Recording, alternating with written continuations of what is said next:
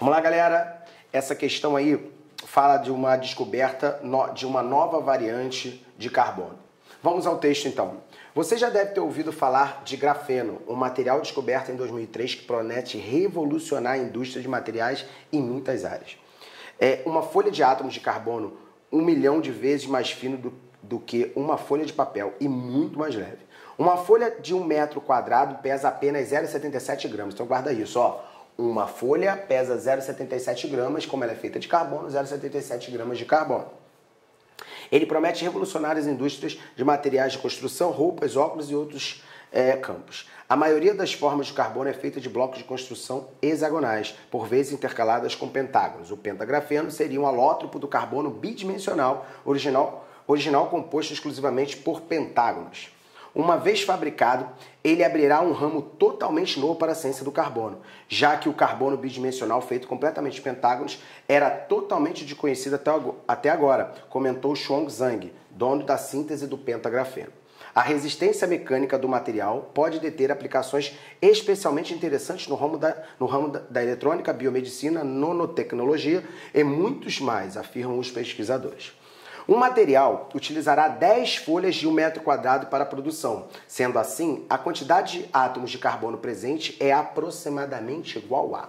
Vem comigo. Ele disse no texto, pessoal, que uma folha tem 0,77 gramas de carbono. Se o material vai utilizar 10 folhas, eu vou ter um valor de X aqui igual a 7,7 gramas de carbono. Beleza? Uma folha tem 0,77, 10 folhas, 7,7 gramas de carbono. Mas o que ele quer é o número de átomos de carbono presente nessa massa, certo? Então, é uma questãozinha clássica de relações numéricas. Então, o que a gente sabe? Que 1 mol de átomos, beleza? Seja de carbono, seja de nitrogênio, de qualquer átomo, quando eu falo em 1 mol, eu estou falando de uma constante, chamada constante de Avogadro. Inclusive, a questão dá para você.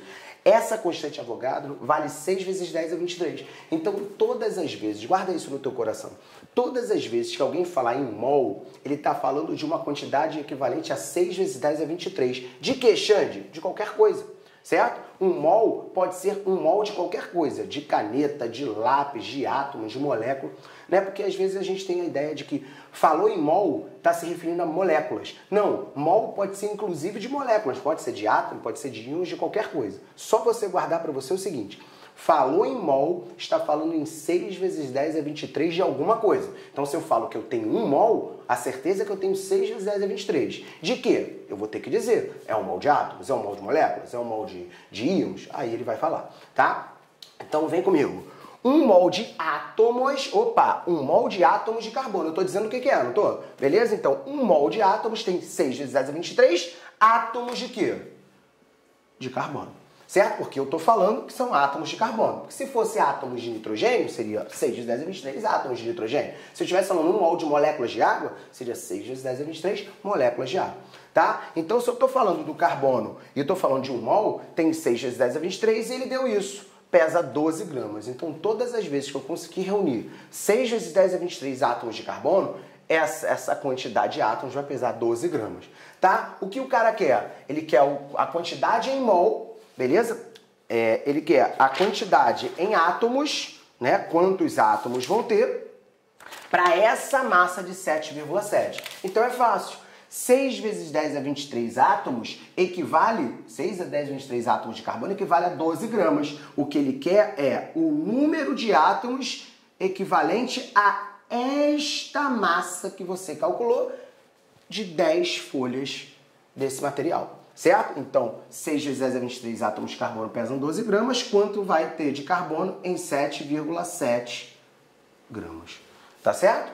Fazendo essa continha, você vai achar um X com um valor de 3,85 vezes 10 a 23, o quê? Átomos de carbono. Beleza? Tranquilo? Uma questão clássica de relações numéricas que fatalmente você vai ver na prova do Enem. Tá certo? Gabarito aí, letra B de bola. Ok? Tchau, tchau, até a próxima. Questão com propriedade periódica, a gente precisa saber primeiro, antes das propriedades, a tabela periódica. Então, saber identificar família, período, nomenclatura de família. Nas propriedades, a gente precisa saber o que é o raio atômico, o que é o raio iônico, potencial de ionização ou energia de ionização.